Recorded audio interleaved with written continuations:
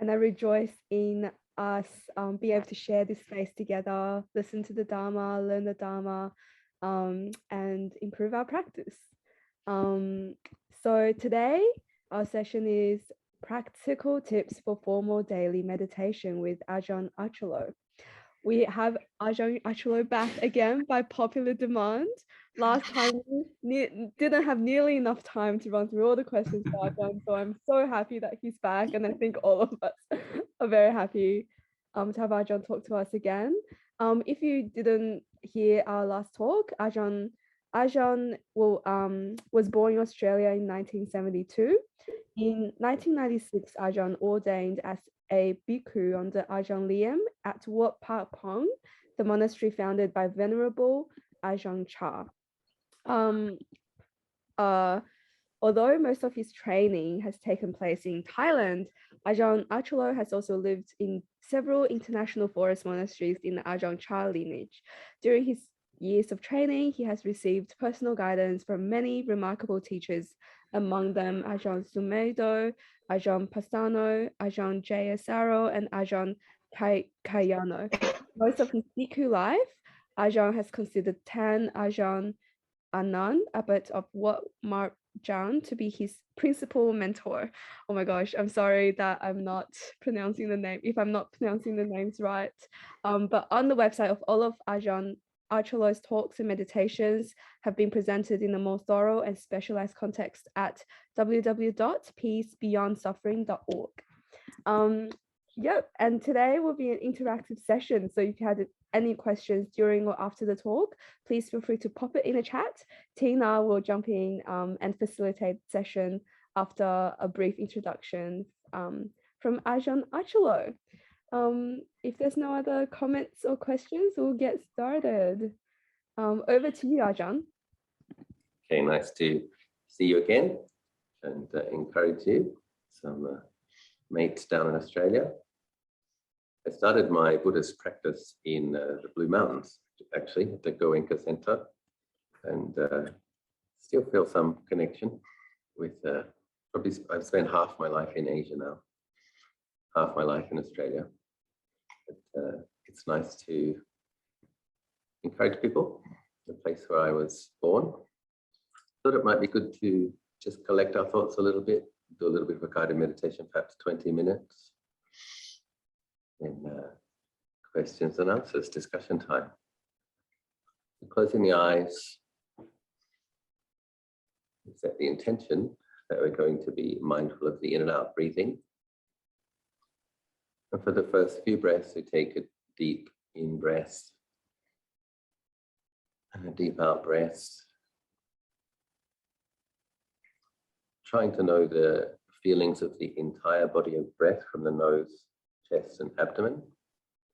Then abdomen, chest, nose. Knowing that broader area in the beginning.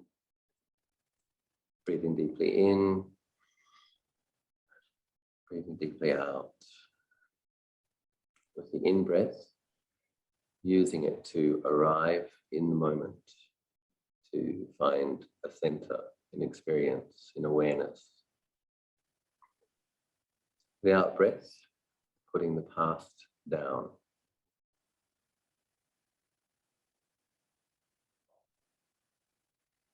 We're practicing early in the morning. The in-breath is waking us up.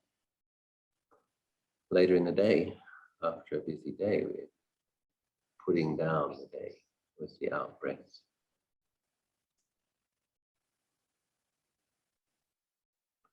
You can use mental recitation. It helps to gently restrain the thinking mind. Breathing in, Buddho, knowing the feelings of the in-breath. Breathing out, gentle mental recitation, Buddho, knowing all of those feelings.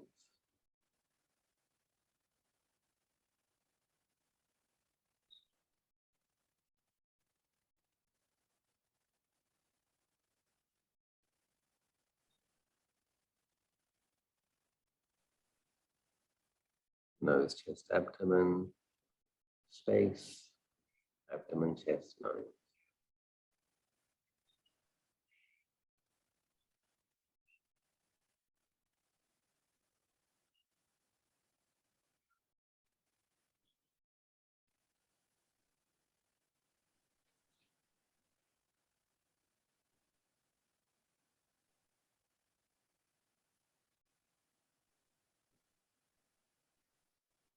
Anapanasati. Ana means in breath. Pana means out breath. Sati, mindfulness, being mindful of in and out breathing.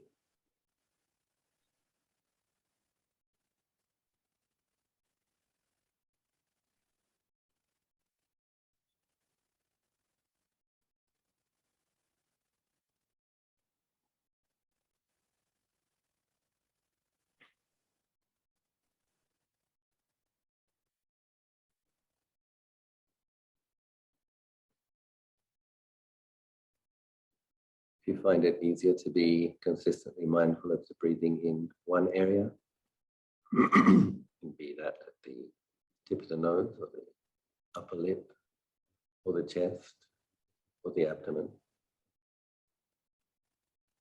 you can observe the feelings involved with in and out breathing in that more refined area.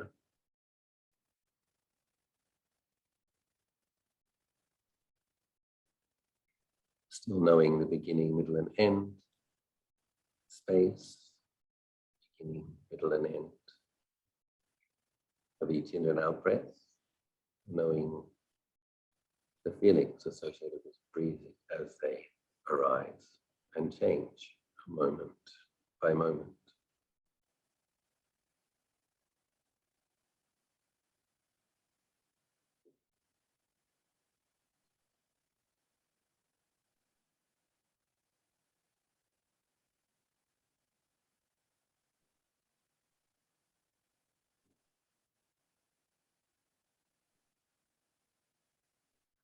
Breathing in, gentle mental recitation, Put.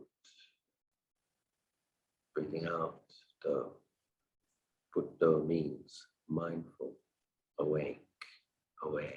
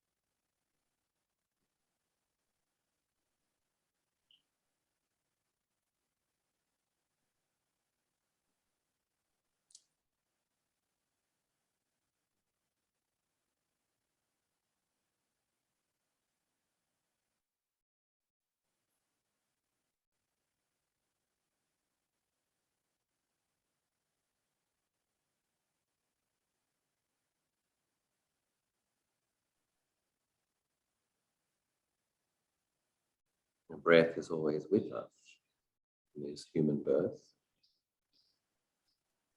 Using the breath as a meditation object is very helpful, helping us to find a center. It's always in the middle of experience, in the middle of body, in the middle of experience.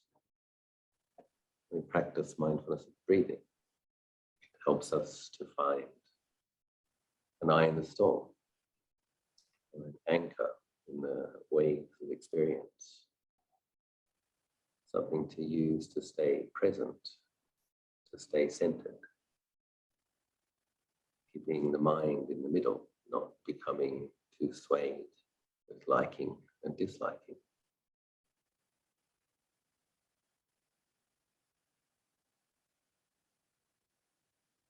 So simply knowing those feelings, being interested.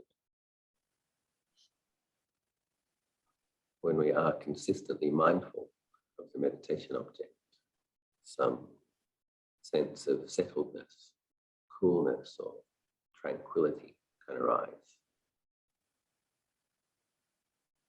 We do need to be consistent.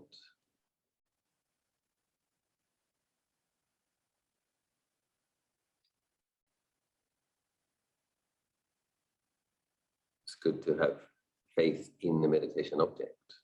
And then it's important to have faith in one's ability as well, or potential. So we embrace the meditation session with some appreciation, confidence in the value of it, interest in using it to experience our potential to be more mindful, more peaceful, more wise.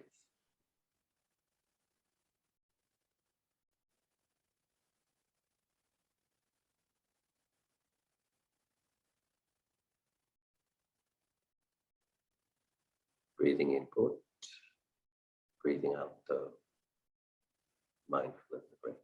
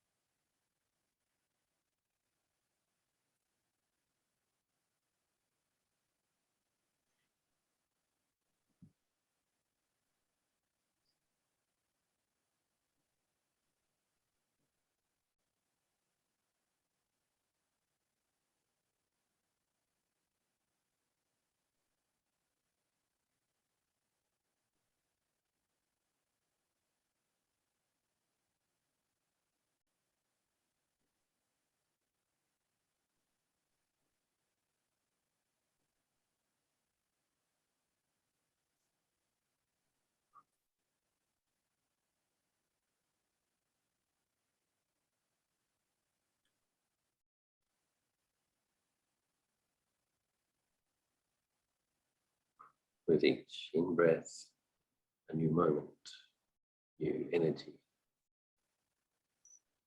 The out-breath, putting down the old, putting down the past, letting it go.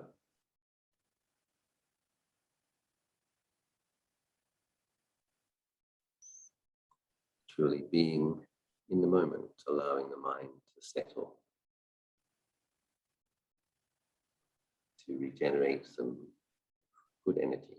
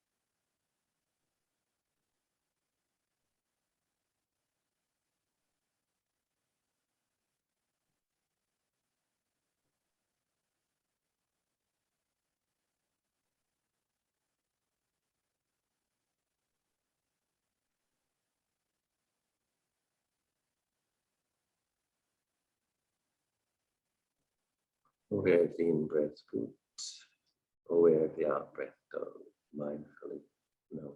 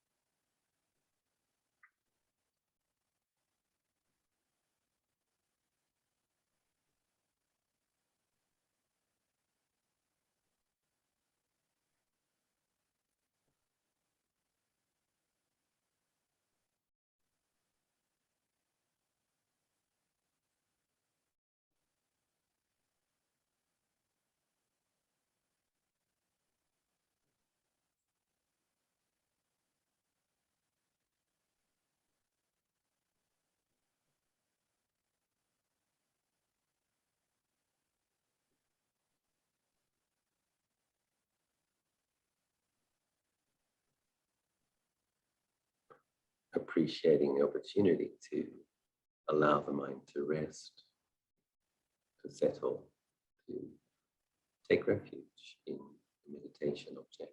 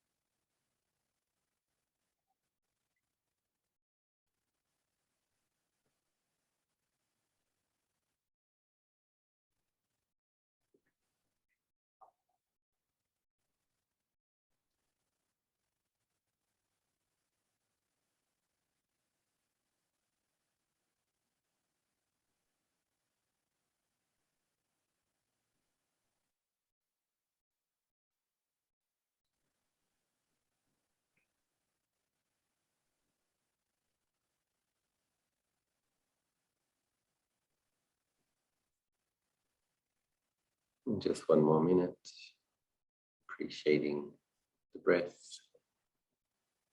clarifying mindfulness, being present in the body and mind in the moment.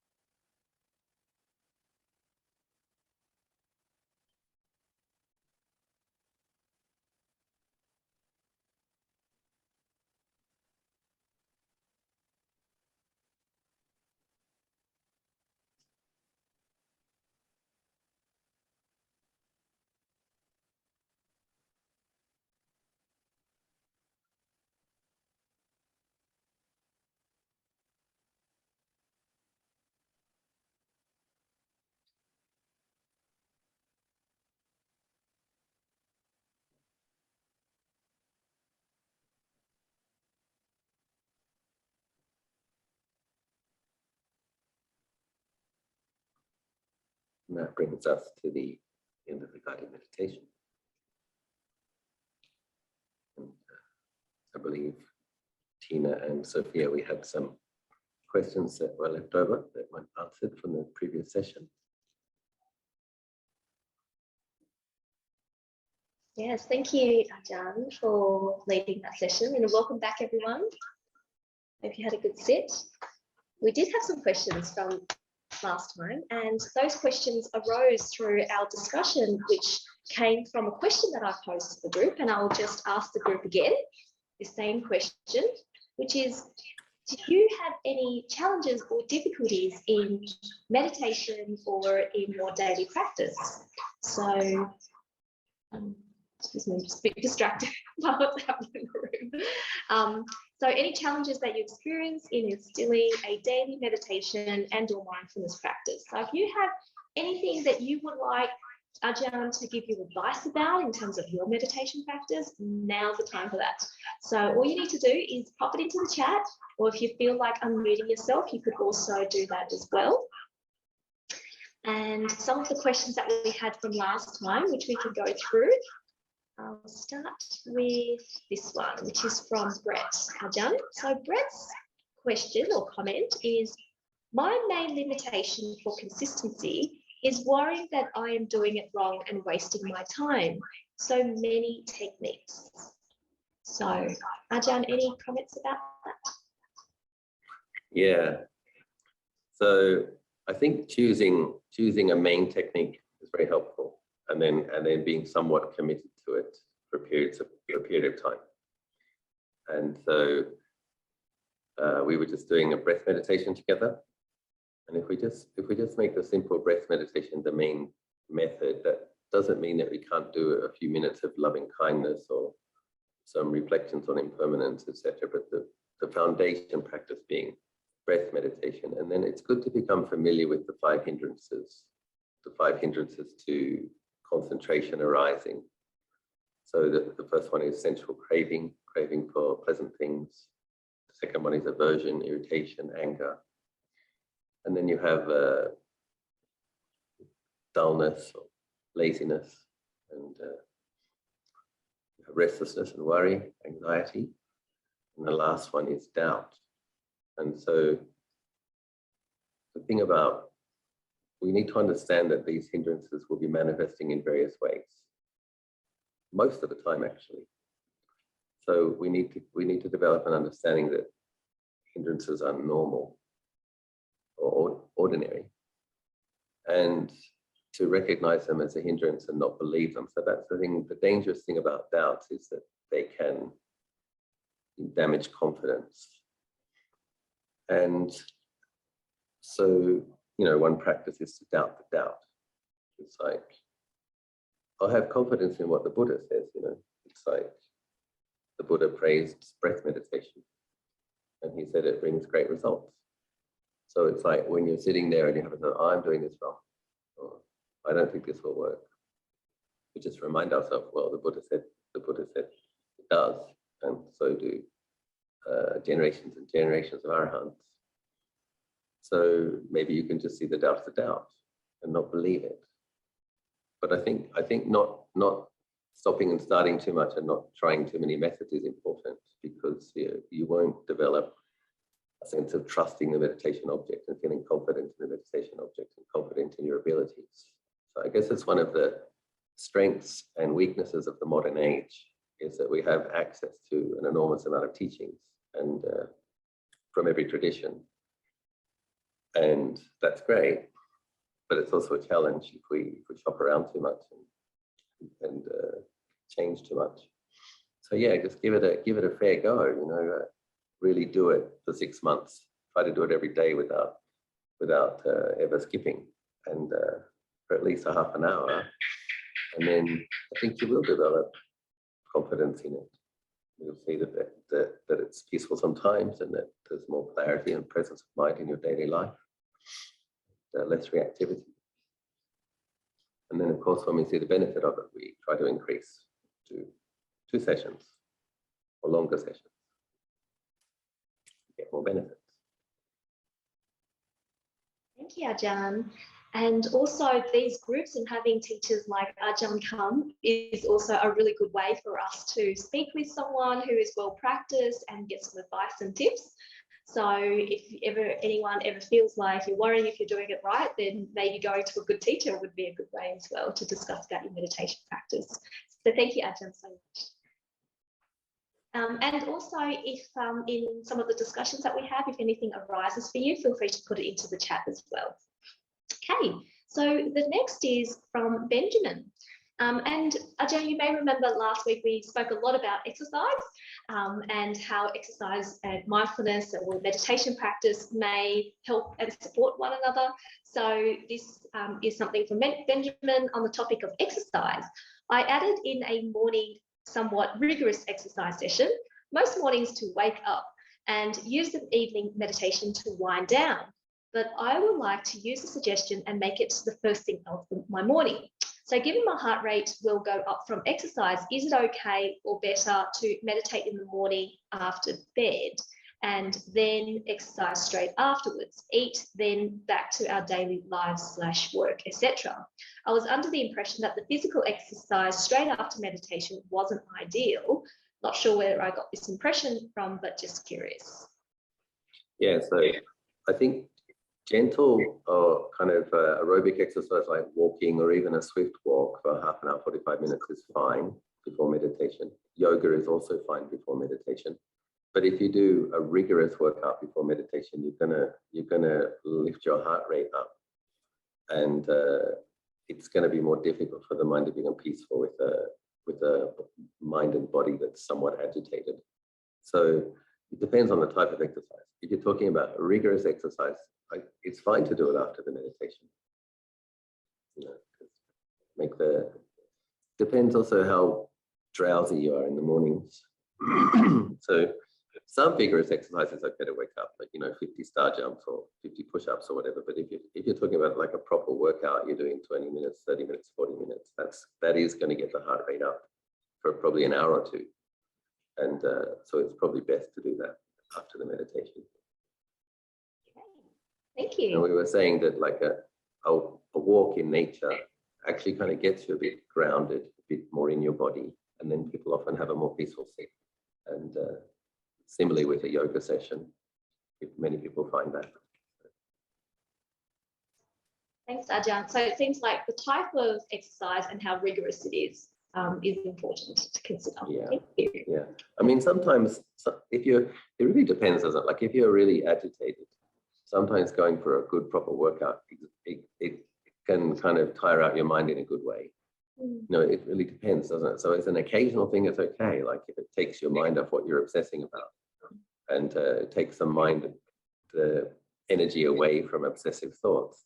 Sometimes a good workout is good, and but not as a daily thing before the meditation. Or perhaps, Ajahn, even that transition.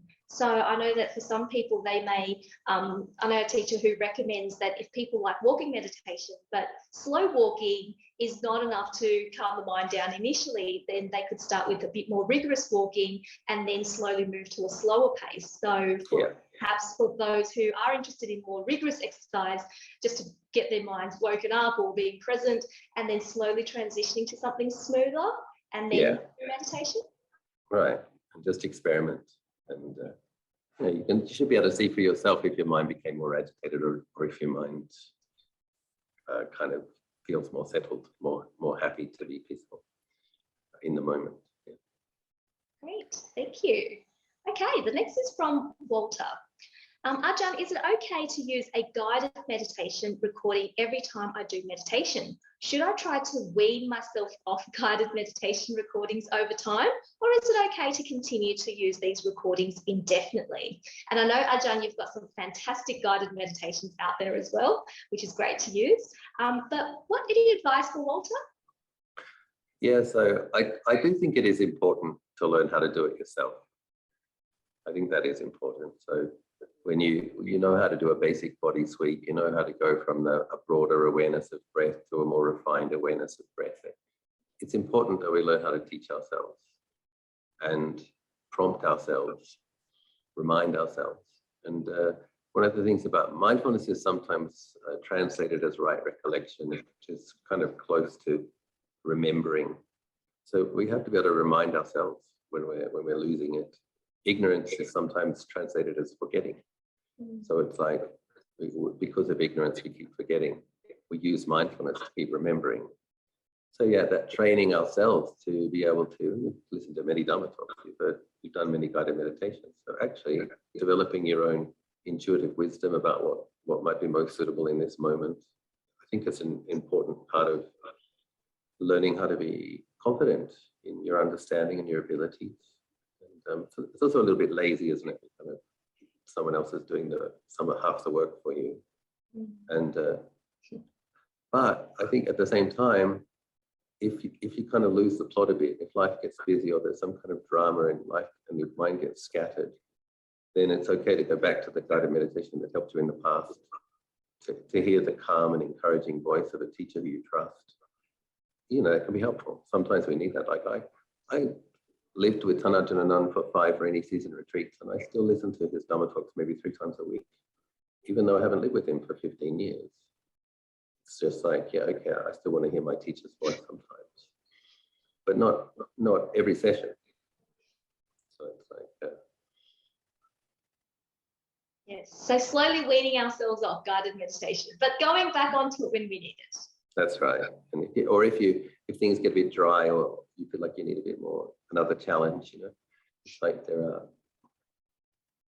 different subjects occasionally. Like I've got some pretty interesting ones, like the charnel ground contemplation and a graded compassion meditation, which works up to including all beings in the universe. It's like, if you want a bit of a stretch your abilities or challenge yourself a bit, sometimes it's nice to someone to hold your hand. Thank you, Ajahn. Okay, the next one is from Teresa. Again, another question about exercise. I think it's a very popular topic. I think it's Aussies. Aussies are kind of famous for exercising, which is It's What, you're good, telling me isn't it? tourists don't ask these questions? Thai people hate it's so hot in Thailand. Thai people don't exercise. You know? I hear you. So here's from Teresa. Ajahn, I also enjoy swimming and have tried incorporating meditation breath work in between laps. My heart rate was to short bursts of breath work. Is that still helpful, and does that count as meditation?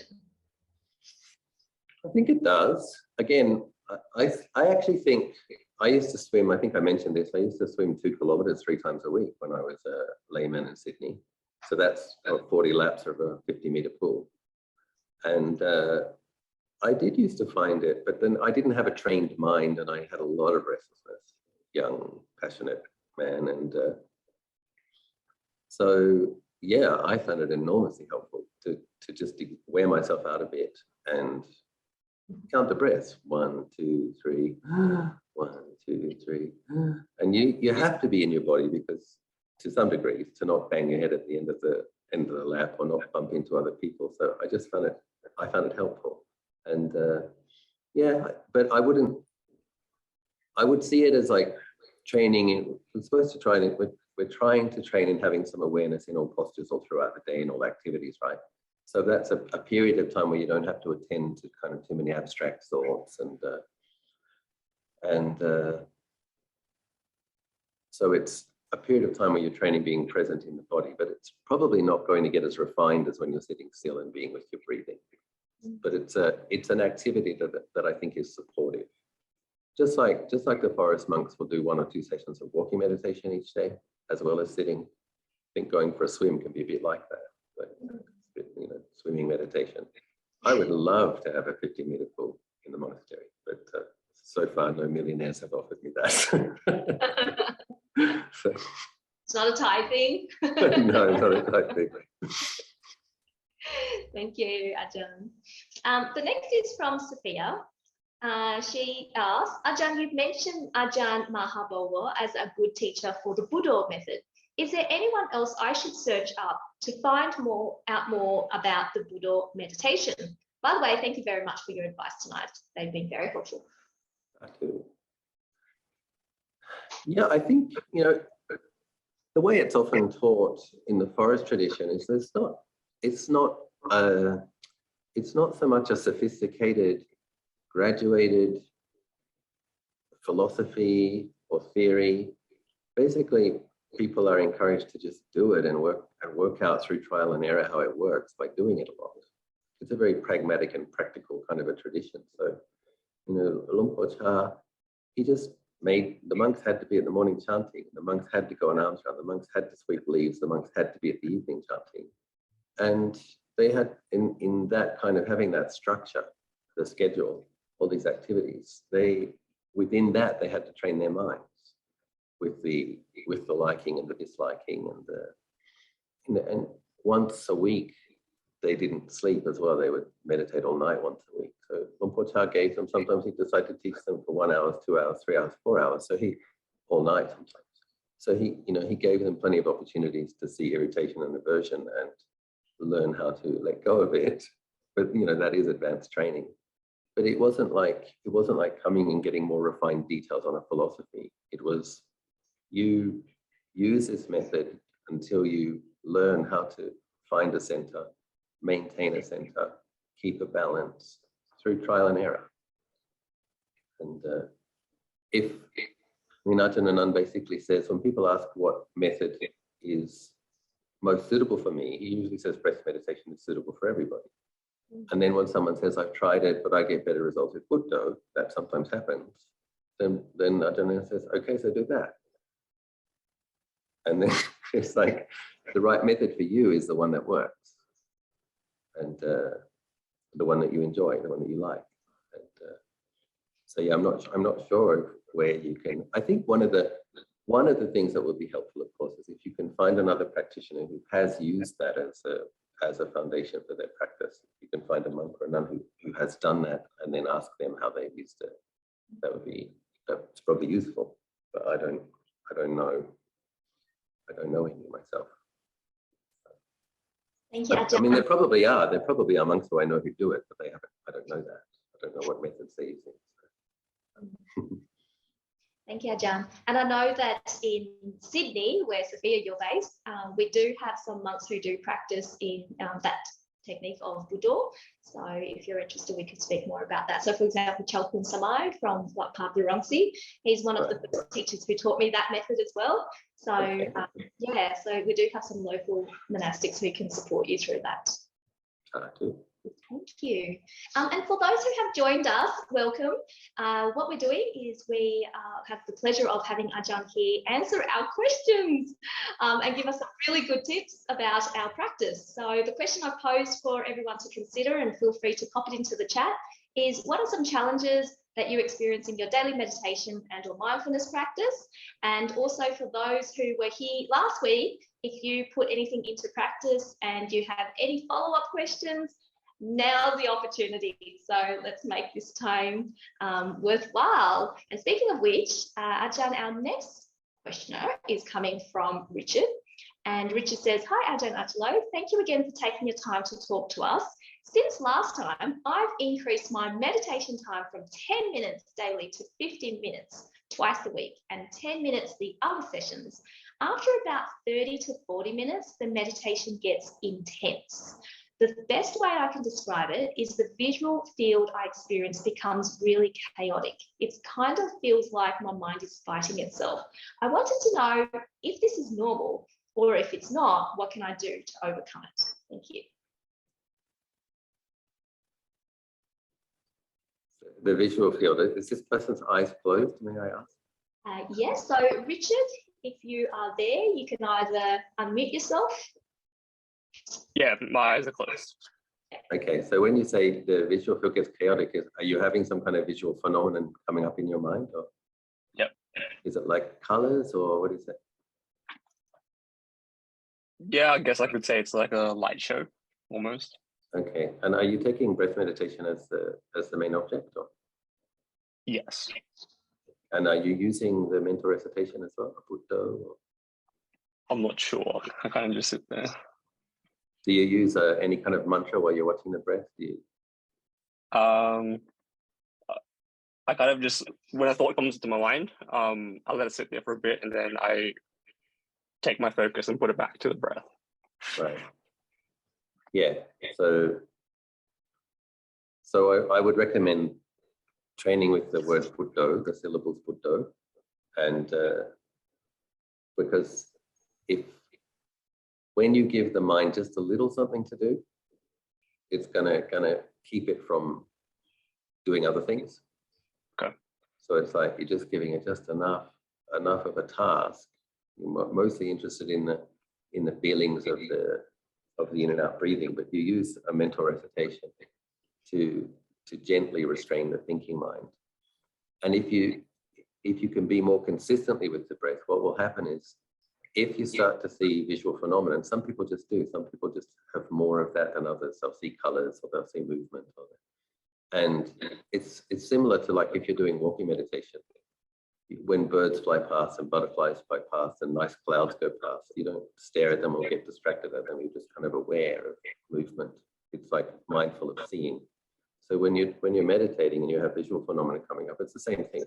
You're mindful of seeing, but it's seeing on a more subtle level with kind of the mind's eye. So yeah, you might want to experiment with. This can be a bit tricky when the mind gets a little bit of concentration, but not good and clear mindfulness. That's when all sorts of interesting, weird and wonderful phenomena can come up. And then we don't quite have the center that we need to be able to observe them. And so in mindfulness practice, you're just trying to know it and let it go, know it and let it go, know it and let it go. But you do need something that you're using as your kind of like walking stuff in a way. It's like you need something that you're holding on to be able to do that. Okay. How do you spell what you said? Buddha, was it? Buddha, B-U-D-D-H-O. I'll pop it in the chat. That's the Buddha, right? Buddha was the one who. Thank you. Yeah. And Buddha means knowing, mindfully knowing.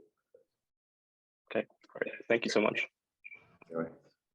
Thanks for the question, Richard. Thank you, Ajahn, for the answer. The next comes from Mel. Mel's question is, I recently spoke with Upeka Bhikkhuni. Sorry, just going to check. Yeah. I recently spoke with Upeka Bhikkhuni, and she mentioned the mind is a real trickster. The mind could just have found a comfortable place to zone out. So her question is, how can we encourage sharpness or clarity or investigation to be aware of the tricks? Yeah, it is. It's true. The mind does have a lot of tricks. And at the same time, a large part of practice is learning to trust. So it's a real balance. It's a real balance between learning how to trust and not finding it, kind of not falling into a dull space. And we don't want to be kind of hyper vigilant about not trusting anything and thinking the mind's always tricking us either. So it's like, it's noticing. If a good thing to notice is after your meditation session, when you bow and you get up, is there more of a sense of presence of mind, and is there more clarity? Is there more coolness? Is there more of a sense of well-being? If there is, you haven't been zoning out. So sometimes when we're doing the meditation session, we're kind of looking with a magnifying glass, and it seems like we're not getting much results. The really good thing to notice is after the meditation session, when you get up and you're walking down the hallway, whatever, is there more of a sense of being in your body? Is there more of a sense of well-being? If there is, you were cultivating more mindfulness and you have been more present. If you get up from your meditation, you're walking down the hall and you bump into the wall or you trip over your foot, then probably you weren't cultivating more mindfulness. You were begging out. And it's like that's one of the vimamsa, this looking back to, in the foundations of the 4 Iddhipada, the foundations of success. The fourth one is reviewing, like how's it going, looking back at the end of the session, how did that go? Is there more clarity? Are there less hindrances? And yeah. I think for long-term practitioners, it can be a bit of a challenge. Like we get periods where we want to practice more intensely, like marathon session meditation periods, and then things can kind of plateau and we can get a bit lazy. It's somewhat inevitable, and it's a real challenge to kind of how do we keep firmly but gently pushing it at our edges to keep doing a bit more, and that's a challenge for all practitioners. But we try to rise to the challenge. Just keep going, keep doing it. Like you said before, like seeing the faces of other practitioners, listening to visiting teachers, listening to teachers, keeping up some enthusiasm and inspiration. Keep making good efforts. Thank you, Ajahn. So Mel, keep going. Ajahn, the next one comes from Benjamin. It's a little long. He starts with, Dharma greetings, Ajahn. Any advice with daily practice when our mind brings forth crises that bring anxiety, and as a result, distraction, and weakens our practice and meditation as a result? For example, for me, some things include a new job, a moving country, returning back to Australia, a close friend passed away recently, and now my mother's place got impacted by the recent floods in Sydney and I can't be there. So I do find my mind wanders even more during these stressful times. As I look back, I realise these life events will continue to happen. Such is life. What advice do you have for us to ensure we remain grounded even during these peaks and troughs that is life, and we continue to practice and develop? I can tell you, but you might not like the answer. You need to meditate 3 times a day. So, I mean, it's really the only way we become more centered and less affected by dramas of the world is to put more effort into cultivating mindfulness. And if we're doing a half-an-hour session a day, we can't really expect we can't expect to have immovable clarity and wisdom and centeredness. We have to expect to have clarity that gets buffeted and disturbed and shaken, and we have to keep reestablishing it. But in terms of like not being affected by something like your mum's house being flooded or moving to another country, no, it's you are going to be affected by these things. And I guess the issue is learning to be skilled at pacifying the mind more quickly, bringing it to balance. And, yeah, it's like having a kind of a contained panic attack, or a little bit of anxiety, a little bit of worry, and but not falling into it fully. For myself, I think limiting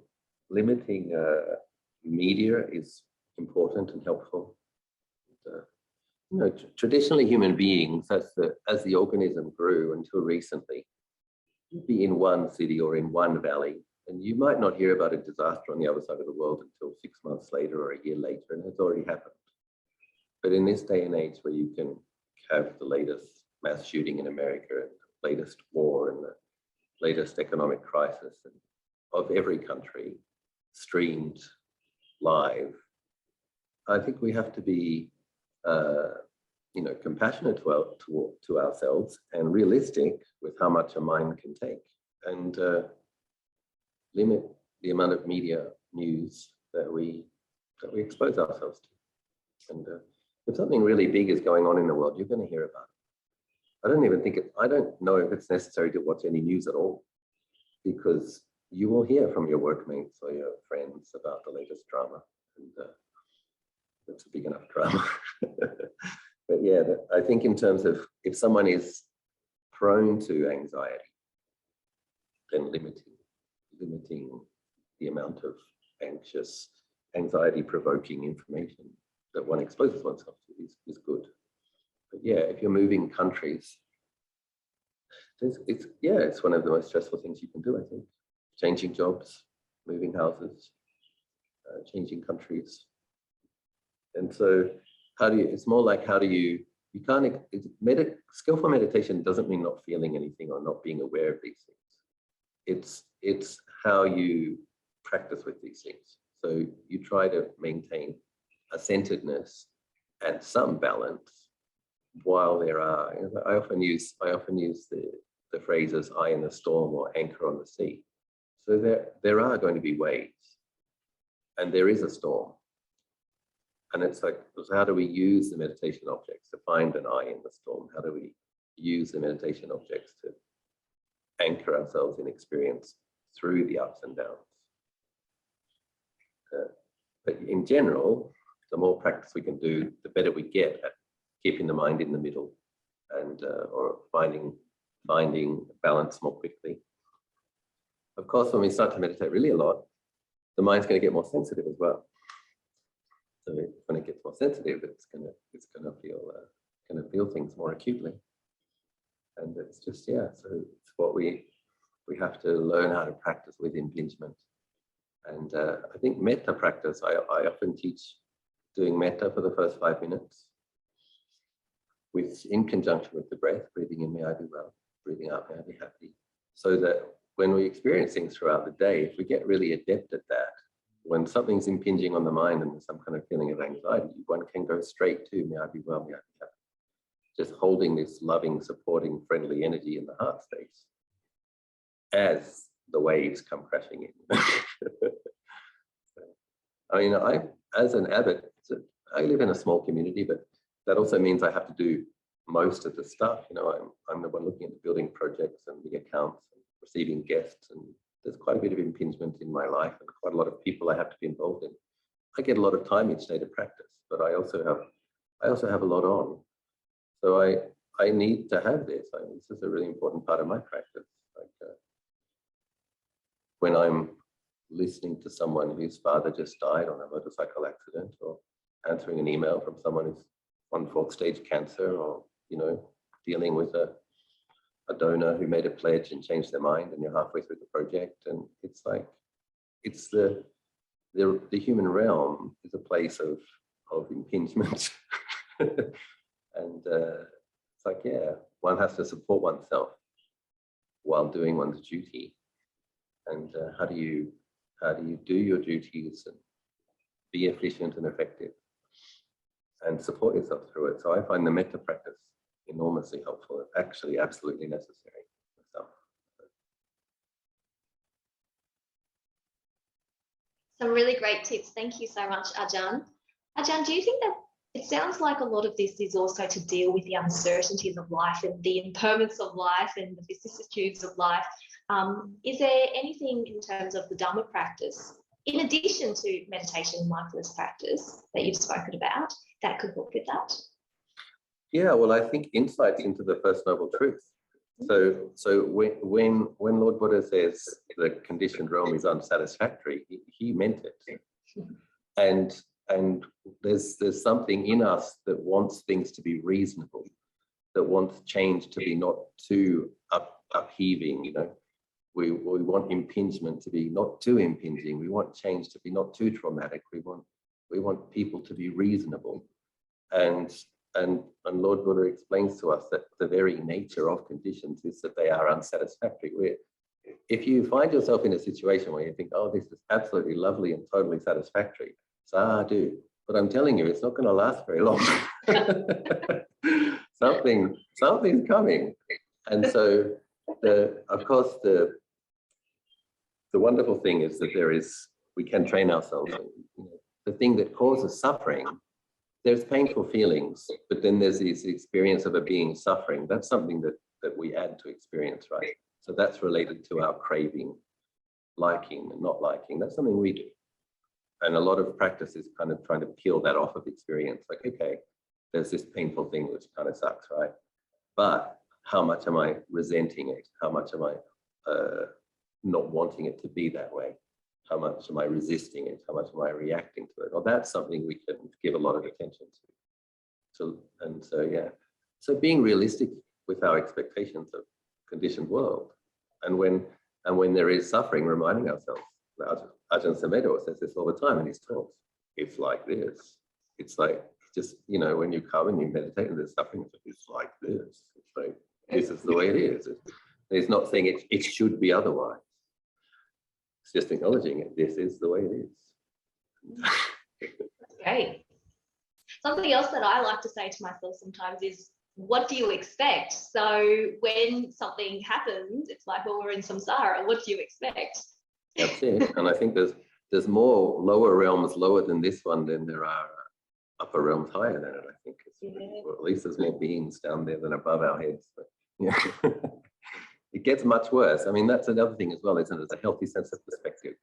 Yeah. It's like everybody has lots of suffering in their lives and we have to have compassion for it. We really do. At the same time, we also need to keep the context, like we've really got it good compared to billions of others. So that's a tricky, we don't judge ourselves with that knowledge. That's just a part of a healthy context, isn't it? It's like, yeah, these are the challenges, the suffering, the impingements that I have to deal with. And I'm also very fortunate among beings that I have some tools, and it's not worse than it is.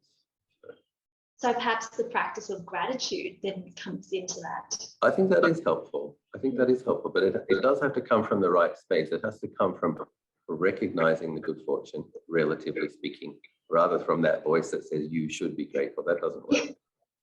It's like one actually has to recollect what are the good things in my life that I can appreciate, and recollecting those things, and then the appreciation arises, and then one feels grateful for it. Again, it's this kind of recollection, isn't it? Right recollection, right mindfulness. How we keep the mind in balanced and healthy states is what do I need to bring into my consciousness to maintain balance. So for myself, it's like if somebody made an agreement, didn't follow it through, and you fall into a bit of resentment or disappointment, it's like I train myself to be grateful for, you know, people fed me today, I got my alms food, got my robe, I've got my monk's dwelling, got all these things, and train myself to be appreciative for what I have and not focus on the most recent disappointment. Excellent, thank you. So lots of tips there in that. The next question comes from Eugene. Hi Ajahn, what what would be some tips for daily life that could improve meditation? Example, to reduce restlessness.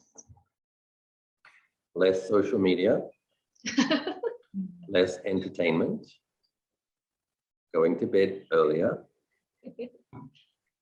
So I think a lot of people, these kind of tablets, and they're so endlessly fascinating, and what people now have access to, computer games, movies, streaming, just a world of, and the very thing that you like, and then of course YouTube algorithm is going to suggest another thing that's just up your alley that you're really interested in. It's so, I think putting time limits on it, how much time. I mean, many people have to hold down jobs, which is probably quite helpful. There's a limit to how much they can spend on YouTube. But maybe there wasn't during lockdowns or whatever. But now that people go back to work, it was really interesting during the lockdowns. Like I know a lot of practitioners, right? So teaching for more than 10 years, and it seems like the people who already had some discipline did quite well with it. Actually, recognized their opportunity and practiced more. And the people who had bad habits developed their bad habits further. And so it's interesting to see. When actually you have more time, you have an incredible opportunity if you know how to be disciplined with your time. So learning how to be disciplined with one's time is vital. So limiting how much time we spend on entertainment, limiting how much time we spend on social media, limiting how much time we spend on news media, and making sure you get a proper amount of sleep, but oftentimes that means going to bed earlier. Really go to bed at a sensible time. And if you really do, I remember, because my dad used to love watching war movies, and he'd like fall asleep in front of a war movie night after night after night. So just like, and I couldn't stand the noise. I'd go to my bedroom, and yeah. Different people have different levels of sensitivity. So yes, those things, diet and exercise, healthy diet, not too much sugar, not too much caffeine. These are other factors, aren't they? In the kind of the sugar high and then the low. There's all sorts of things related to how we relate to what we consume, how we consume media, how we consume food, how we consume stimulants.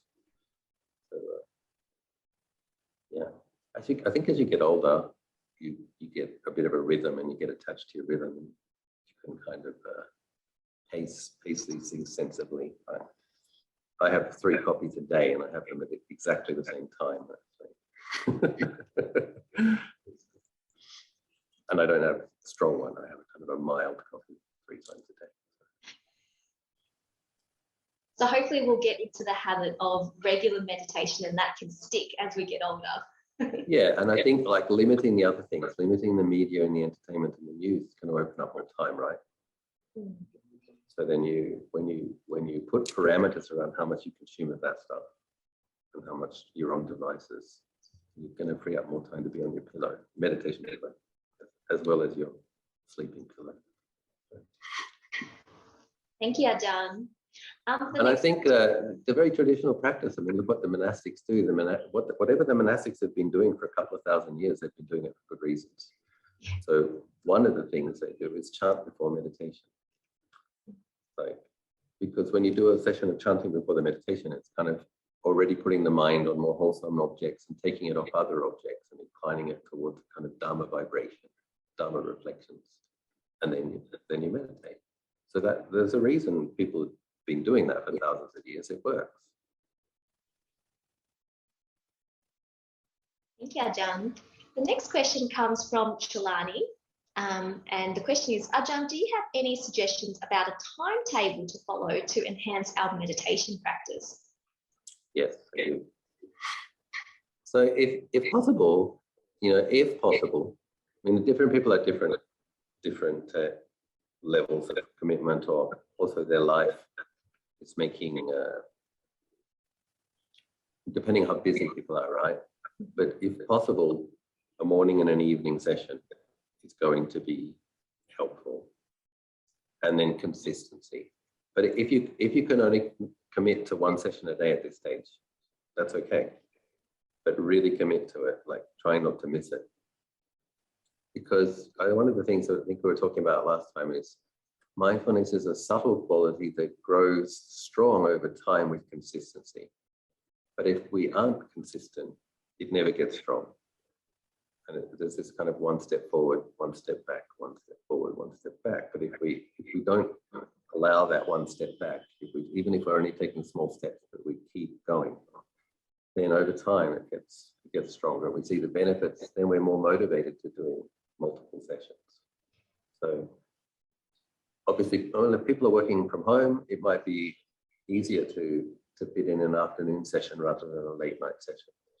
So, but if people are working with more like office hours, traditional office hours or retail sales hours, whatever they are, then yeah, before first thing in the morning, get up, wash your face, brush your teeth, and then come and do the practice before getting involved in your devices.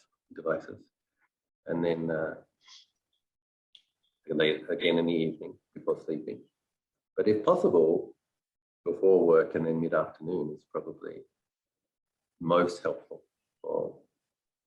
So if you understand that we all have some mindfulness, right? But it gets fuzzy and it gets scattered. So when we practice with being mindful of the meditation object, we're sharpening and clarifying the mindfulness. And what happens is after a period of hours, it weakens and gets scattered and gets fuzzy again. So then if the gaps between the session aren't too far apart, it's going to be helpful.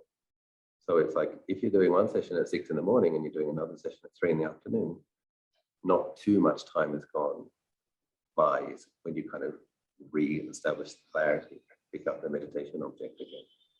And, but obviously, yeah, often people are busy, especially in your age group. People have a lot on.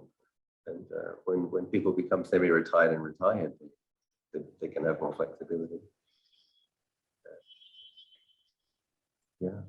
And, if a session of chanting before the meditation, whenever there is time for that.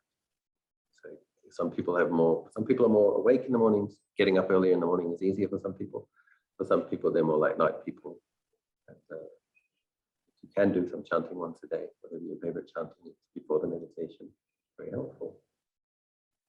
But I think we should all aim for 3 sessions a day. Even if that's like a long-term goal, it's something to aim for. And if you can fit it in for the one session a day, which is a bit longer, if you can just fit it in for 5 minutes now, laying the foundation, establishing the habit, reminding yourself this is important to you. And then you can increase it as hopefully your life supports you. And the merit of doing the practice helps you have more and more opportunities to do more and more practice. Wonderful. Thank you so much, Ajahn. The next question is from Walter. Ajahn, can you please expand a bit more on the benefits of daily meditation? What do you mean when you say it makes us less reactive? What sort of beneficial changes does daily meditation generate in the meditator? I'm asking as knowing about these will be an incentive to maintain a consistent daily meditation practice. P.S. I had mixed success starting daily meditation practice last fortnight. I tried to do 25 minutes daily, as you suggested, and now I'm trying to do only 10 minutes daily, sometimes twice daily, using a guided meditation. Oh, I'm just taking a deep in-breath. For someone who doesn't have a daily meditation practice, I'm literally terrified for these people. Because life has lots of challenges. And when something happens, just look at the news. When something happens that hurts too much, people are violent, people kill each other. It's like road rage. It's like, if we haven't established a habit of, so basically we'll look at these 5 hindrances, or we'll look at the 3 root lasers. We have greed, we have hatred, we have delusion. And we have the delusion is based upon a foundation of ignorance. So the antidote towards that is developing presence of mind and truth discerning awareness. That's the antidote to ignorance and delusion. But if we don't make any effort towards developing an antidote, the power of greed, hatred, and delusion is going to get thicker and thicker over time. And it's literally terrifying. And samsara is long, and it's like, suppose, we don't know what's going to happen in the future. Nobody saw the COVID phenomenon coming. What if there's a complete economic collapse? What if, like in Sri Lanka now, people can't get fuel and can't get food? And I don't think a year ago anybody saw that happening. Things change. And in, Sri Lanka's in the news because it's a country that people have some affection for. There are other countries that we never hear about, which are in the same situation: Venezuela, Lebanon, Pakistan, Turkey. We're talking about hundreds of millions of human beings now where their currency hyperinflates and they just can't get food. Like, Australia looks like a stable and secure place. Is it? I don't know. Like, how many people in America saw the Great Depression coming? It's like really scary things happen in samsara. They really do. And we've got plenty of evidence of it all around us. So establishing presence of mind and clarity and having some ability to not be swayed too much into, also all sorts of things. It's like, if we don't have presence of mind and we fall in love with someone else's partner, and that person's partner shows some interest in us, what's to stop us from having that affair, right?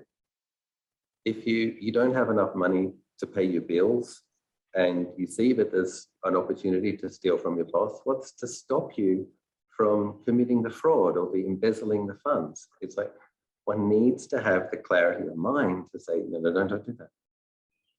Don't do that. It'll give you some short-term relief or some short-term benefit, but long-term dire consequences. We really need to establish the presence of mind that's going to know not to do something stupid and not to lose it. So, I mean, I suppose for myself, I don't even need to do much meditation to remind myself of the challenges in samsara and the disasters that can happen in people's lives, because I just need to open my Gmail inbox and it comes flooding in. I'm a teacher to many people. So there it is. My dad died. There it is. I've got cancer. There it is. My partner had an affair. It's all there.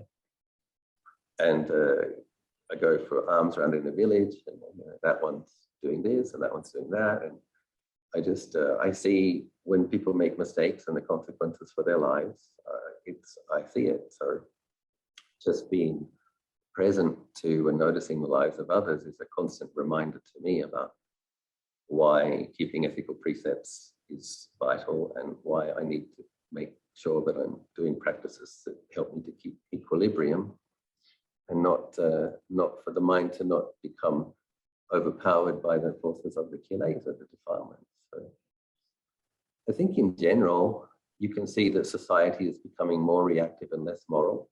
I think that's a pretty fair statement to say. And if we don't want to get swept up in that current, if you don't want to be the guy in the car yelling at the other people, if you don't want to be the person at the espresso bar throwing the coffee at the coffee shop's face, it's like we have to put forth the effort to maintain our good-heartedness, our true humanity. So, I guess it's Ajahn Chah said bhikkhus, the definition of bhikkhu, Ajahn Chah said, was those who see the danger in samsara. So going forth, having seen the danger. And Lord Buddha, after his enlightenment, Lord Buddha was talking about the nature of deluded attachment that beings have to the world and because of sensual pleasure. And he said, know the pleasure, see the danger, cultivate the escape. So there is pleasure and there's a lot of danger. I think in a place like Australia, fairly secure, large middle class, people can get comfortable and assume that things are going to be okay, but it's really not sure. And if the conflict between China and Australia ramps up, and if the nuclear bomb is coming to Sydney, can you go to your meditation cushion and go Buddha, Buddha, and find an inner refuge as the nuclear bomb annihilates you. That's the kind of thing we have to be mindful of.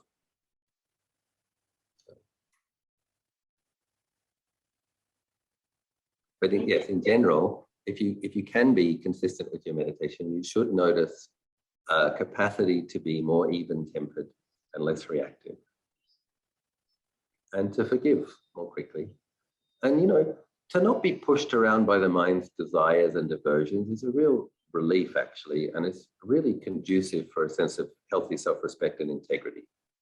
And it's like, but if we don't meditate, if we don't cultivate some kind of mental fortitude, then it's just like, I'm going down to the 7-Eleven, I want the Slurpee, or I want the Snickers bar. It's like, no, I'm going to the Starbucks, I need my coffee. It's just, or looking at porn or violent computer games, whatever it is, the impulses will come up and the mind will follow the current of the desires. And it's just, it's being pushed around and dragged around by these energies. And you want to be able to, maintain a center and a balance and make skillful choices and not be pushed around by these things. So.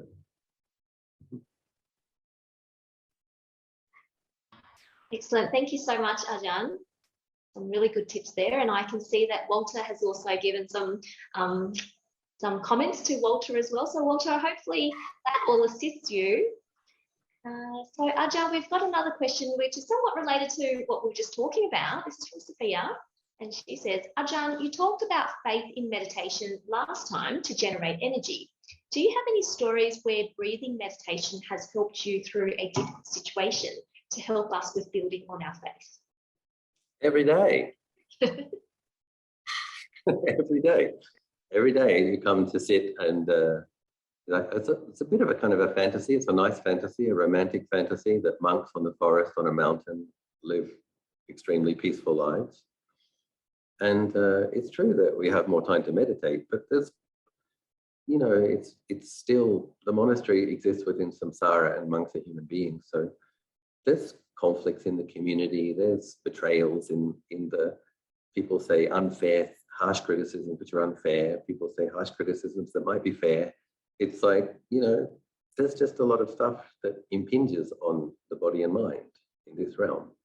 And so I just find coming to the meditation cushion and doing the 5 minutes of metta and doing the breath meditation at every session just helps that mind find well-being and serenity and equipoise. But in terms of inspiring, so when a person gets adept at breath meditation, it can lead to kind of states of absorption, or where at first it's like, it seems like the breath's occurring in the body. And as the breath gets more subtle, one becomes not so much aware of the body might be experienced as just emptiness in space, and there's just this feeling which is quite refined and subtle. And then that gets kind of full of rapture and tranquility, and the breath gets more and more subtle. And then there's the experience of the breath appearing to stop and just pure peacefulness being the meditation object. So I have had some experience of that.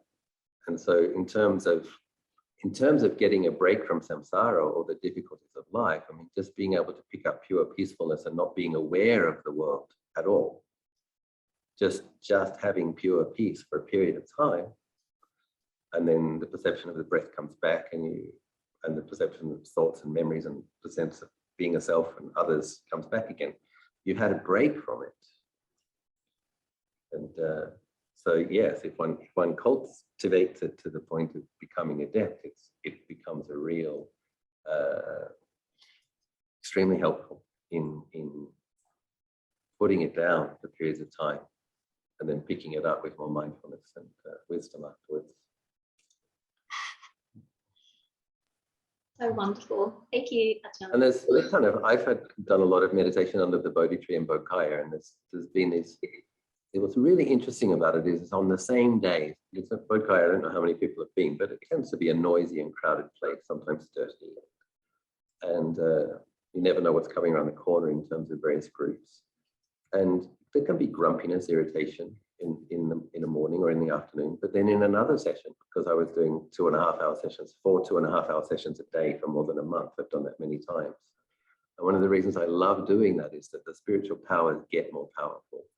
So you can be in the same situation, and it's really fascinating to see, like, in the morning there's grumpiness, and then in the afternoon there's just the awareness of the breath, and no matter how much noise and how noisy it is, it doesn't irritate the mind at all. It's like the mind is like Teflon. I call it like Teflon mind, where it's nothing sticks.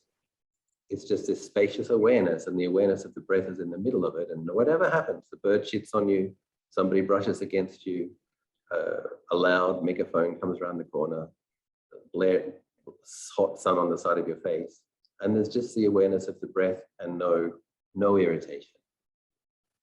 And awareness of other impingement, but no irritation. And then the next day, the next morning, you come and you sit and there's grumpiness, irritation. But at least one gets experience of what's it like when the mind really picks up the breath, the meditation object, and is really with that meditation object. The power of that to help you put down other objects and not be affected by them. And at least when we have some experience of that, we know that reactivity is something that we're doing, because we know we've not done it sometimes. So it's a very interesting thing to notice. How come the same noise, I was going to kill this person this morning, and how come now it's like nothing affects me and I love everybody in the same place with the same phenomenon? It's very interesting. Very powerful. Thank you, Ajahn. The next is from Teresa. Teresa's comment and question is, Ajahn, do you know much about the Mahasi practice? And if so, what are your views on it? I wouldn't say that I know a lot about it. At the same time, I did do a 30-day Mahasi retreat 26 years ago in Penang, and I did a 10-day one as well. And so I do use mental noting. I did find it one useful tool to bring to practice. Like sometimes when there's obsessive thinking and we're really identified with it, just kind of noting, thinking with aversion, thinking with fear, to put some space between it. I find that helpful. But I have heard, it hasn't been the main part of my practice, I have heard that the constant noting can actually obstruct the mind from just picking up peacefulness and being with, they're kind of a bit down on being peaceful in the Mahasi tradition, it seems.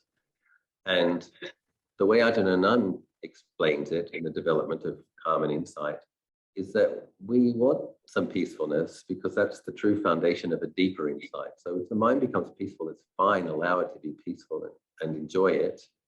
And when it comes out from its peacefulness, you do some further investigation.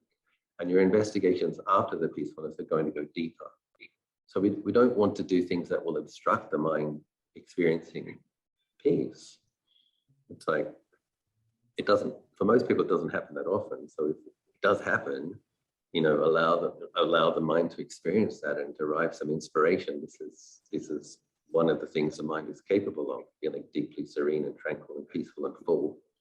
And then after that, we can do some reflection. So, but I think it's this noting method is something that is a useful tool that can be integrated into the practice for sure. And if we have the opportunity to do a retreat, I'd still say it's good to do. It's good to do the Goenka retreat. It's good to do the Mahasi retreat. You learn what you can from it, and then you kind of integrate it into your normal practice. Very good. Thank you, Ajahn. The next is from Elise, and 2 more questions to go, and then we will wrap up. So Elise, she says, hi, Ajahn. You mentioned chanting before meditation. In the monastery retreats that I've been on, we generally chant after a meditation session. Is there much of a difference to chant before or after? Yeah. So, if you're on a retreat, maybe not. If you're on a retreat in a monastery, the mind's probably already got a certain amount of sense restraint, circumspection. But if you're living a somewhat busy life, the chanting can be useful for settling the mind to a certain degree before then doing the meditation afterwards. Thank you. short and sweet for you, Elise. The next is from Sophia. Ajahn, how did you meet Ajahn Anand? Oh, sorry, let me start again. Ajahn, how did Ajahn Anand become your principal mentor? Having practiced with many different masters, how did you choose who your main teacher was going to be? Yeah. So I have to try to not let it go on too long. This is a very interesting and nice story. So I had Lumpur Pasana, the abbot of Abhayagiri, was actually when I turned up at Wat Nanachar, Ajahn Achalo was the abbot, and I spent 7 weeks. And he was a very important teacher because I stayed for 7 weeks. He allowed me to take 8 precepts and be like a postulant for Anagarika. And during that period, I really felt like, because I was like torn, can I commit to the monastic life? There's so many rules. I didn't even particularly like a lot of the monks. They're very fault-finding. I'd come from the kind of this inner city scene in Glebe, with kind of the touchy-feely kind of yoga people, massage people. And it was like, oh God, these monks, they're smelly, they're so critical. And anyway, I'm getting distracted already, you see. So I have to focus on what the question was. But, and but when I was kind of, he explained why one could have faith in the monastic tradition in a way that was kind of so convincing, I couldn't really argue with it. I just had to accept, what, he's right. But when he's saying the Buddha himself could have done anything, he chose to be a monk. The form that the Buddha, fully enlightened Buddha, chose to live within was the monastic form. The rules that we all keep, that we have to keep, flowed out of an enlightened mind, of the being with the most wisdom. So whatever doubts one has, whatever contentiousness one feels about the rules, it's kind of like, yeah, well, it's true. I really do have faith in the Buddha. And yeah, I have to accept that these are the Buddha's rules. And this is the form that, and something in me died. And for myself, I couldn't return to lay life anymore. It was like, no, I have to do this. And it wasn't necessarily a kind of a happy, yeah, no, I have unshakable faith, it's all going to be. No, it was kind of like, oh my God, 3 a.m. rising, walking on stones, 1 meal a day for the rest of my life. Really? It wasn't like great. It was like, but I couldn't see, I recognized I was enormously fortunate, and it was a good thing for myself and others. And I had faith in the Buddha. And but then when I had a bit of a debt, I had to come back to Sydney and I had to pay off my debt. And then I went back to Wat Nanachar, and Ajahn Pasana was there. So Ajahn Pasana and Ajahn Jayasara used to take turns being the abbot. So the teacher that I developed faith in left, and Ajahn Pasana came. And at first I didn't like him very much. And then I learned to like him very much. And Ajahn Pasana has a kind of a profound ordinariness. And Ajahn Jayasara had a more of a kind of a movie star quality. He gave really fabulous Dharma talks in Thai, and he had these kind of sparkly blue eyes, and everybody loved him. He was like this real kind of, he was really adept. He speaks Thai better than Thai people. He was kind of this impressive character, and I was impressed.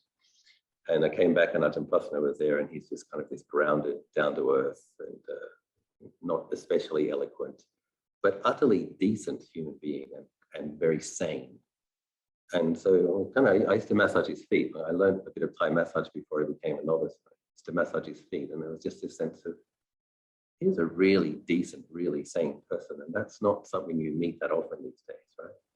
And it's just kind of feeling the decency, the sanity, and learn to deeply appreciate it. But then he went and started a monastery in America. So I had my abandonment issues. And I knew I needed, I would say, because I'm a little bit more sensitive possibly than most Aussie blokes, I was since childhood, was a bit of a delicate flower. And that made me somewhat rich in suffering, I would say. So I was kind of good at suffering. And I knew I needed help. If I was going to make it, I needed help. And so one of my friends, Ajahn Punyo, who now lives in England, he told me that going to the Emerald Buddha and was a good place to make aspirational dedications or vows, because the devas associated with Buddhism will answer your prayers if you're sincere. And not many Western monks would probably believe that, but I believe, okay, cool, let's give that a go. And so I did go to the Emerald Buddha, and I did make a kind of a pledge, kind of having a conversation with the merit of the Buddha and the devas. I just said, look, I'm interested to be a monk for the rest of my life, but I'm going to need some help. And I'm going to need a lot of help because there's a lot of doubt, a lot of restlessness, a lot of passions. And I was 23, 24 at the time. And so then I went to a jungle area on the border of Burma. And this is an area where the monks from Wat Nanachat go for a retreat once a year in the hotter months of March and April. It's kind of a densely forested area on the plateau. And it's between the cold season and the wet season, so it's very hot, but it doesn't rain so much. And there's this stream that flows through this plateau, so it was kind of like natural air conditioning. We would go off there and be in the forest, but also there weren't huts. It's like staying on a bamboo bed, bathing in the stream. Once the rains do come, there's a lot of leeches, and it's like practicing in the jungle. And so I was going there for the second time. And I went in 1 month before the group from the Wat Nanachat. And curiously enough, Ajahn Achalo came to that remote forest area on the border of Burma. I'd been there for about 10 days. And he came in, and came in with a group of 5 monks, and I think he stayed for 5 days, maybe 6. And I was able to have a chat with him. He said he would practice with his Thai monks for the first few nights and not talk to the Westerners, because the Westerners have a lot of doubts and talk a lot. So he would practice with his Thai monks first, and then he would give us the opportunity to ask questions. And the way he answered a question at the time, like, I used to wonder if I could tolerate my mind states, because I used to get such strong feelings of despair and just the pain of the despair and the awareness of suffering. And I just didn't know if I could endure it, but I didn't know where else I could go either. But it's like, you imagine this, you're stuck in the jungle for like 22 hours a day by yourself, and you've got this very sensitive mind and these painful mind states, and you have to find a way to be with it. And it's not easy.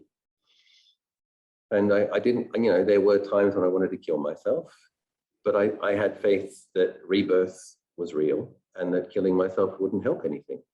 So it was like, okay, I want to kill myself, but I know that won't work. So I guess I'm stuck with this. What am I going to do with it? And so when I had this discussion with Ajahn Achalo, he gave a really beautiful answer. And I'm really glad I opened up to him, and I'm really glad I asked him the question, because a different monk might have given a different answer. Like, other monks might have said, well, maybe you're not cut out for this. Maybe you need to see a mental health care professional, or maybe you need drugs. Maybe you need, if you're having suicidal thoughts, maybe you need therapy, maybe you need antidepressants, whatever. And Ajahn Achalo didn't say that. What Ajahn Achalo said is, it's not uncommon for a practitioner's mind to become more sensitive than before it develops more equanimity. So what happens is the sensitivity increases. He says, your experience is like you're in the middle of a house which is on fire, and you don't have anywhere to go.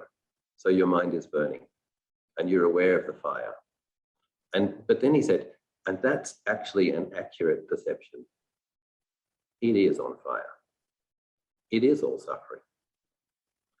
And then he said, when I was a young monk, I felt the same. So that was enormously helpful, because Ajahn Achalo had this reputation of being kind of a superhero monk, one of the most well-practiced disciples of Ajahn Chah. So he was saying, I've been there, and where you are is right where you need to be now. And then he says, so what you need to do is patiently endure with that feeling, and through patiently enduring, the mind gets stronger. And the house will still be on fire, but the mind will have a place to rest. The awareness of the suffering will become a real refuge. But now you just have to try to establish that awareness. It's in the trying and in the being patient that you're able to. So that was even now I get a bit teary. It was really touching. It was like a life-saving conversation in terms of saving my monastic life and my confidence in my abilities. And just it's like, wow, Ajahn Anand's been through this too. And Ajahn Anand says, you're just exactly where you need to be, and just keep going. And then I asked him, so if I wanted to come and practice in your mother, I asked him, do I have enough merit to make it? Am I trainable? And he looked at me and he says, you have merit. Okay, cool. That was really helpful. And then there was another interesting experience, because even with such a wonderful conversation, and he invited me to his monastery, I still had doubts. Is he the one? Is he the one? And so I think it was the day that he was leaving back to his monastery, and I was thinking, is Ajahn Anand my teacher? I made this vow at the Emerald Buddha just 10 days ago. At that time, it was probably 15 days ago. Is he my teacher?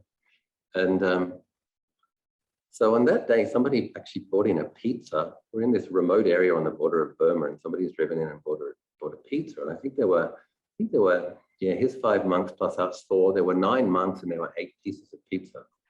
And I was at the end of the line. So I guess you know what's going to happen, right? It's not going to be a piece of pizza for Achalo. And I'm thinking, I'm wondering if he's my teacher. I wonder if he's my teacher. And so he puts his piece of pizza into his bowl lid, and he hands it down the line, and he says, give this to Achalo. And there was that sense of, he's my teacher. Because he gave me his piece of pizza. What more of a sign do you need?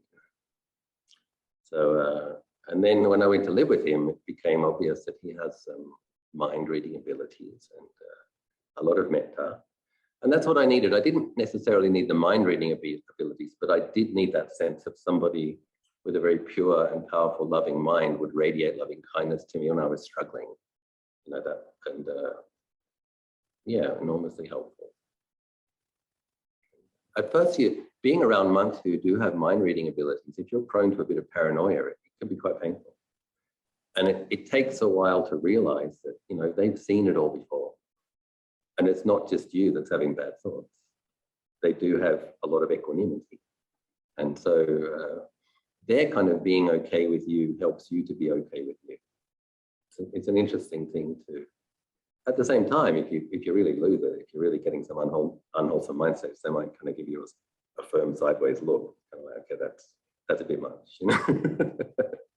But in general, seeing that they see the nature of mind. Everybody has hindrances, everybody has kilesa, everybody has their karma. They're not kind of walking around scolding everybody for having bad thoughts. They're just keeping on encouraging people to keep training their minds. So. And there was one experience in particular that stands out. Like there was a cold snap. So as I was saying, that means it maybe got down to 20 or something. And all of the Thai monk's skin started kind of turning dry and flaking off. And so somebody offered a few bottles of baby oil. And Ajahn Anand, he would come out at the tea time and he was wearing his socks and his fluffy hat, very kind of grandmotherly like almost. And he started handing out these little bottles of baby oil. And I don't know why, but ever since childhood, I've had this thing about greasy feelings. I don't like greasy feelings. So I don't know why. If I could recollect past lives, maybe there's a reason I don't like quite greasy feelings. And he's coming to me with this bottle of baby oil, and I just thought, oh, I don't like greasy feelings. And he stopped and he turned around and he went back into his office. And I felt terrible. I felt like, you know, an enlightened being is coming to give you a gift and you're going to be fussy about what it is. What are you doing, man? And the next day, he calls me over to his seat and he hands me a bottle of aloe vera and vitamin E moisturizer. So it was very clear that he read my mind. And for him, it's like, oh, Achalo doesn't like greasy feelings. So I'll get him some moisturizer instead. And then I knew, okay, this is special. Yeah. And I did find living in his monastery difficult because at first, because I didn't speak very much Thai and none of his monks spoke much English. And Thais have this tendency to be a bit playful and teasing. So, but when you don't understand the language, you don't know to what degree, how much do they mean it, how mean are they being. So it's quite a, you know, it wasn't easy. And so I didn't just go there and live with him for the rest of my life. I did have to alternate between that monastery and the monastery with the Western monks. kind of go back for more when I'd recovered from the. It had different strengths and different weaknesses. Like the fact that I couldn't talk much English meant I had a lot of time for meditation. And then the mind gets more sensitive and the mind gets a bit more paranoid. Like, I need a break from this. And then go with the Western ones and then go back. I was very lucky that I was able to alternate between contexts. But yeah, for Ajahn Achalo, one gets the sense that when people ask him Dharma questions, he doesn't just give the same answer all the time. He looks at that person, he will give an answer for that person. He's got some basic teachings that he often gives, but there's also that sense that he's really considered your situation and he's giving something relevant to you. And that's just enormously helpful when you know that someone's kind of on the other side, they've done their practice and they're giving you specific. It's like someone standing on top of the mountain and looking at where you are on the mountain. It's like, the next step that you need to take for where you are is this. So very, very helpful.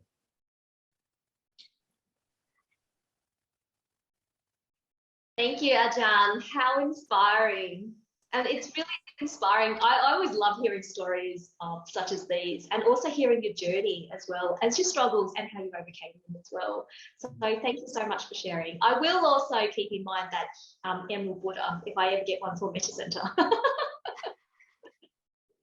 But thank you so much, Ajahn, for your time and your advice and your wisdom. It's been incredibly helpful for all of us in our practice. And importantly as well, like these conversations is very, very valuable, especially since you're all the way in Thailand. And now with technology allows us to come to you and you to us so that we can have these Dharma sharings. So thank you so much again. I will now pass over to Sophia. I have to echo what Tina said. I was very, very, very touched by that last story, especially. So thank you so much for sharing that story. It is very, very inspiring because I think no matter who you are, when you're practicing meditation, sometimes you do come across certain hindrances and difficult states. So hearing that, you know, you have also been there, Ajahn Achalo has been there, and, you know, there's a pathway forward. Yeah, it was really inspiring. You know, I asked a question about is there any difficult situations you came through with breathing meditation? I think even though you didn't answer that question, that the story just told was exactly the kind of story that has helped me to build a lot of faith in this practice. So yeah, thank you, and also for all of your answers to the previous questions. To close this off, we may, like last time, if you'd like, do a dedication of merits, and I'll just have some closing announcements, noting it's 8:30, so if anyone needs to drop out, please feel free to do so. But Ajahn, I'll pass it back to you for dedication. Okay. So we started with the guided meditation and then Dharma reflection and listening, contemplating ways to train the mind and understand deeper truth, find a refuge, work towards liberation. All of these things are very noble and create good karma. So one can recollect the merit, also rejoice in the fact that we engaged in these skillful activities. If you like to share the merit, dedicate the merit to somebody you know, who could use some energetic uplift, some sense of blessings, or a lot of people in your area, your city, your country, or all beings everywhere, as you prefer. We dedicate the merit of these practices. May all beings be well, may all beings be happy.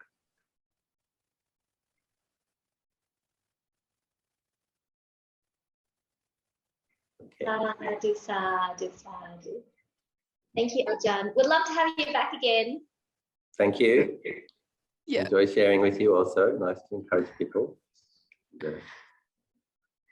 Yeah, I would love to have you back. And some closing remarks.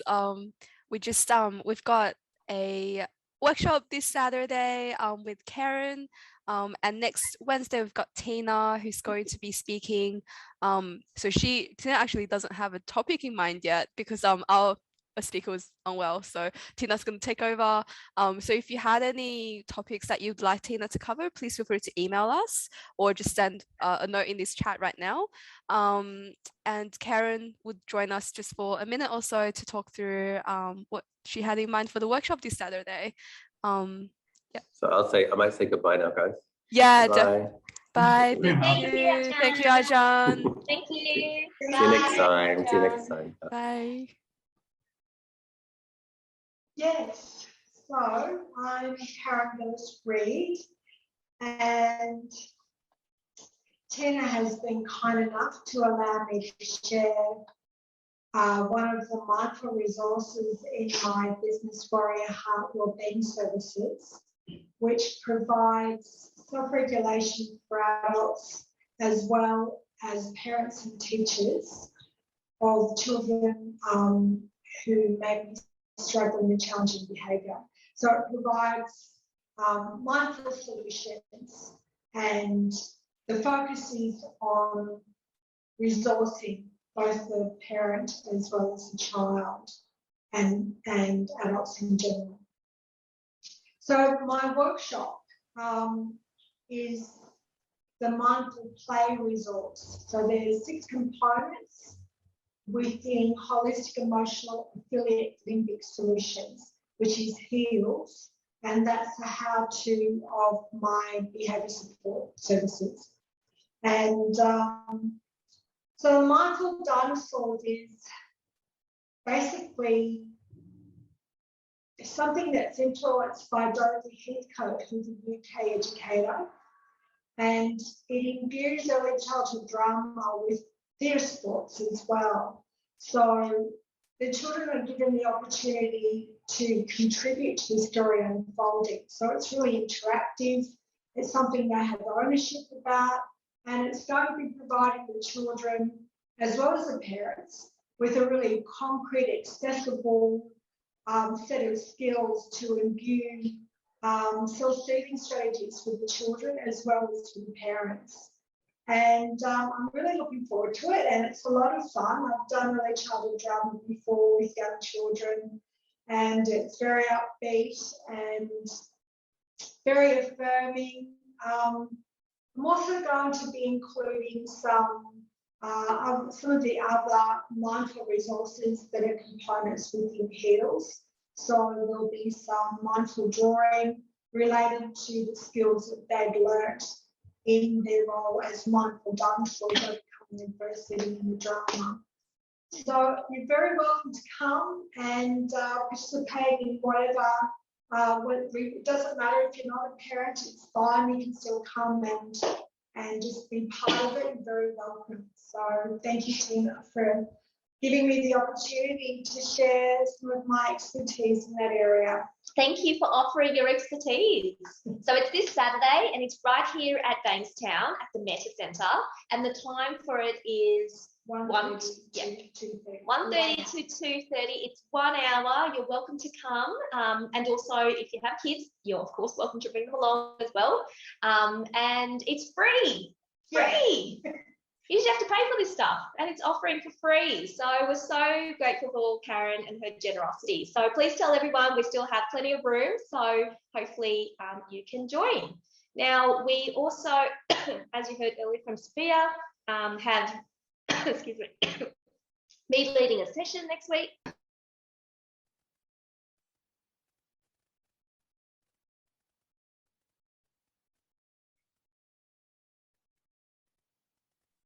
Sorry, hopefully it won't be like that next week. So any topic you'd like me to talk about, just pop it into the chat.